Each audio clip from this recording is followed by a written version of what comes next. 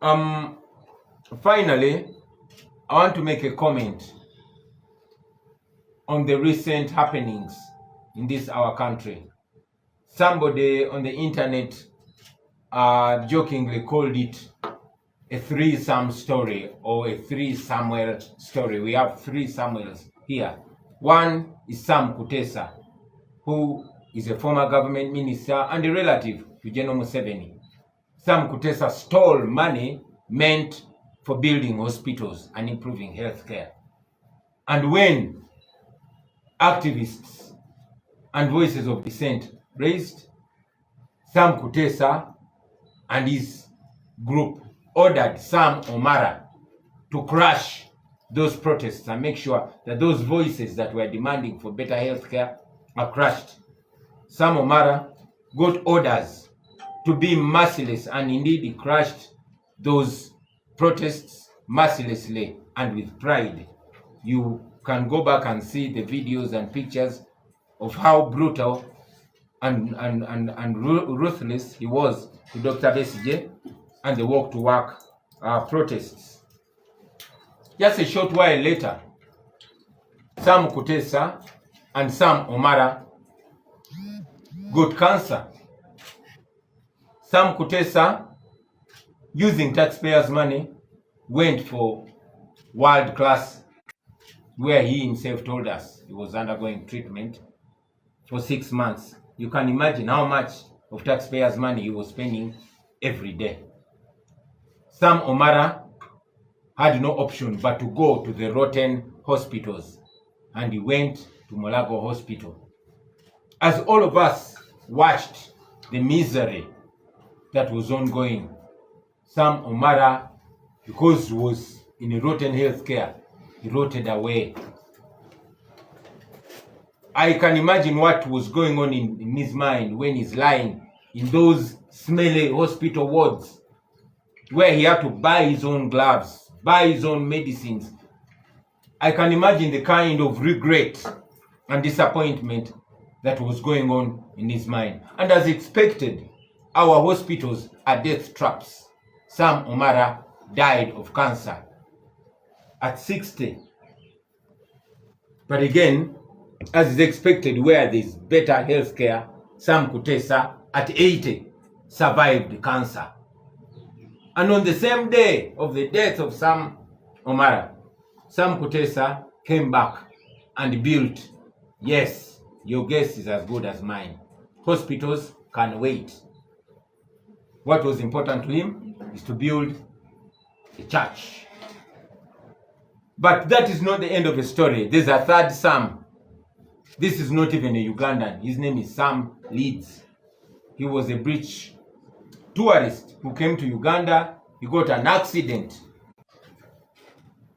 and thankfully he survived. But as any moral thinking person, this third Sam saw it necessary to return back the love in Uganda, where he survived, and build a hospital that is not expected to treat him again, or his relatives, or his friends, but because that is the moral thing to do. Now, that is the ironic story of the 3 Sams, the 3 Samuels. What does this teach us? This teaches us that the small group of people that is using us, especially those our brothers and sisters in uniform, to crush any voice that demands better, is always going to be on the winning side. And when that need for hospitals, infrastructure, or better schools arises, they will have the money they've stolen from us to go abroad for better health care. We've always been talking about it, how I wish the men and women in uniform had better or guaranteed health insurance. Maybe Sam Omara would still be alive. Or if he was to pass away, he would pass away in dignity. But unfortunately, that's how he died. May his soul rest in peace, and may the dead teach the living. Ladies and gentlemen, for responding to our quick call, I salute you. Today I want to address 3 issues, maybe 4. Most importantly, I want to address the disappearance of yet another comrade. The day before yesterday, on Sunday, all of you got to know about the abduction of our brother Edward Sebofu, also known as Eddie Mutwe. Is the head of my security, and he was trailed and abducted violently from Mukono, where he had gone together with other comrades to attend for a small private function of one of our comrades, Isma. Eddie Mutwe was taken away, and up to now, we don't know where he is. The police, as usual, has come out to deny having him, just like they denied having Nyanzi, just like they've denied having many of our comrades in the past. We continue to demand for Eddie Mutwe, dead or alive. But again, it's not only Eddie Mutwe. Many of our comrades are missing. We have a brother called Sentongo Shakul, also known as Gaza Media. Gaza Media was abducted last month.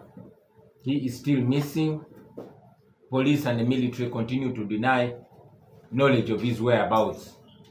Although some of our comrades that have returned from that military detention from CMI have told us that they saw him there, very badly tortured. When Bright Muhoozi from Barara was freed from CMI, he told us he saw Gaza Media there. When Vian Bashabe from Hoima was released, he told us he saw Gaza Media there. Chimera Ibrahim, also known as Miguna, gave us information that Shakul, Sentongo, also known as Gaza Media, is detained and badly tortured in CMI. Our brother Mpalanyi Michael was abducted on the 18th of March from Matuga, is also missing, but those that have been freed from CMI told us that they saw him there, and so is Douglas Sambo from Masaka. We continue to demand for the unconditional release of these our brothers and others that are detained unlawfully, and we continue to condemn the terrible and backward behavior of our security forces of abducting people. In the same breath, I want to demand for the freedom of our comrades, including Achileo Chivumbi, including Wakabi Grace, Mugumya Gaddafi, and others. These are detained unlawfully in Masaka. When the regime wanted to keep us in detention and to isolate me, they found ways, using some of those that used to pose as our comrades, to bring up bogus charges against our comrades. We demand for their release. Secondly, many of you saw the day before yesterday when the military surrounded this our headquarters ahead of a press conference by the youth belonging to the National Unity Platform to launch an effort to win the soon coming youth elections. Now, in a country that masquerades as a democracy, it should be shameful for the military and police to be playing partisan politics, to come and surround our headquarters without any moral or legal reason whatsoever. But again, it should go further to show us the kind of impunity that we are living under and how much we must fight to free ourselves. You, the journalists, recently were beaten and will be beaten again and again and again until we are free, so that everybody and anybody can practice their profession and calling in peace and with dignity.